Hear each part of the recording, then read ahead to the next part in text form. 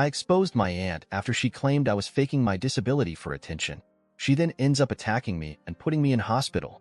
I, 31F, was born with a severe genetic disorder called EDS, hypermobility type.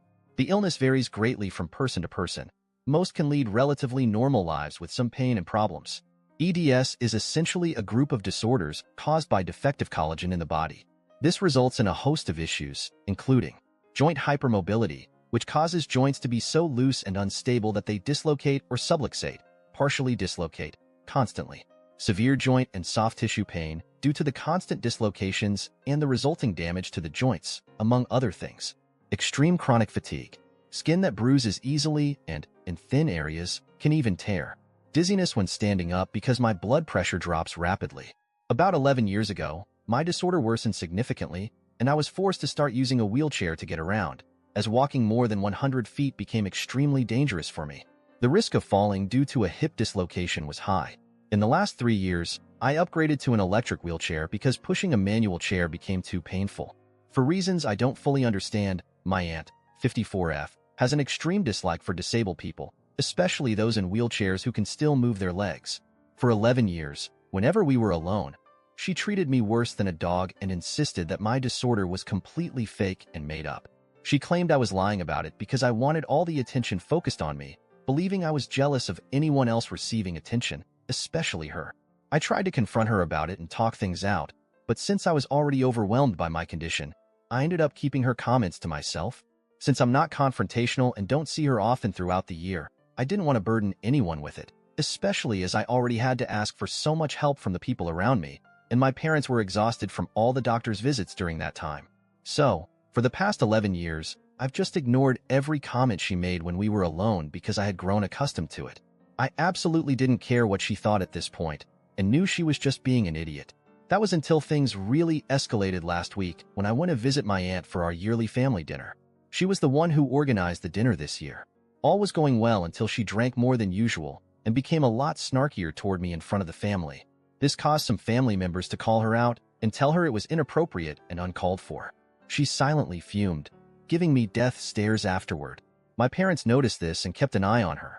Unfortunately, at some point, I went into the kitchen on the other side of the house to take a break from my aunt's stares and take my medication in private. My aunt followed me into the kitchen and closed the door behind her. I knew this wasn't good since she was clearly intoxicated, so I discreetly started recording the incident on my phone. Since the door was closed and we were far from the others, with many people talking loudly in the other room, no one could hear us, even if I screamed. My aunt began asking if I was enjoying being an attention hog and ruining her dinner by humiliating her. I slowly tried to maneuver my wheelchair toward the door while apologizing, telling her that wasn't my intention. At that point, I tried to say what she wanted to hear so I could get to safety. She started raising her voice, accusing me of being jealous of her success and faking my disorder out of laziness. She began calling me every name in the book, yelling nonsense at me. I started to think she might be having a mental breakdown and began crying, pleading with her to let me go. Realizing I needed to get out of there, I decided I couldn't do so in my chair, so I tried to get out of it. Unfortunately, she turned violent and pushed me back into the chair hard. She screamed that she wasn't done yet, and that liars like me needed to be taught a lesson. She started hitting me in the face as hard as she could, which dislocated my jaw. Then she tried to pull me out of the chair, dislocating my arm, but I fought back, so she failed.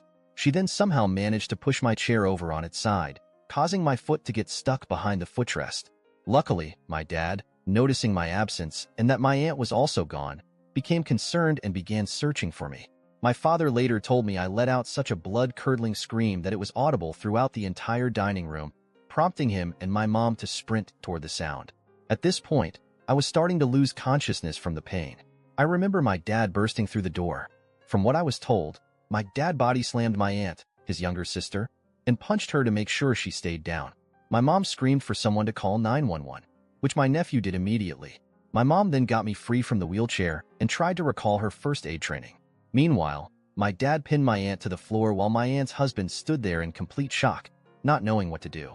The police and ambulance arrived, and they put my aunt in cuffs. She screamed at my dad, asking how he dared to lay hands on a woman, no less his sister. My uncle then tried to defend my aunt, claiming they didn't know what had happened and that I could have tipped over myself after trying to attack her. He insisted his wife would never do something like this and that it had to be provoked.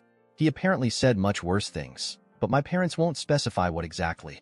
I regained consciousness at this point, likely due to receiving some strong pain medication. It's still a blur because the medication left me disoriented. I was taken away by the ambulance while my aunt was taken to jail. At the hospital, I was found to have multiple fractured ribs, a dislocated arm, and a dislocated jaw. I also suffered a concussion from the punches, but the worst damage was to my foot, which turned out to be broken.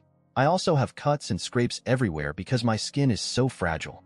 Fortunately, the injuries weren't severe enough to require surgery, but with my disorder, it will take at least 10 weeks in a cast, followed by physical therapy, although my ankle will likely be permanently damaged. I feel guilty for ruining someone's life. I've gotten multiple voicemails from different numbers with her screaming how I ruined her life and probably their finances after this. My uncle is trying to save his own reputation by sticking to my aunt's side, but that's short-lived since he wants a divorce. A few family members and them are making me doubt if I've done something wrong here, so that's why I'm asking if I'm the a-hole. Edit. Also, for some of the questions, yes, we're getting a restraining order and pressing charges.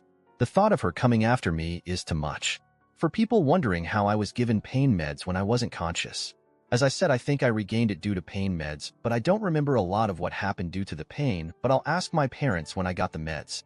My parents are reluctant to talk about how they found me and what happened because they'd rather have those memories buried instead of haunting me.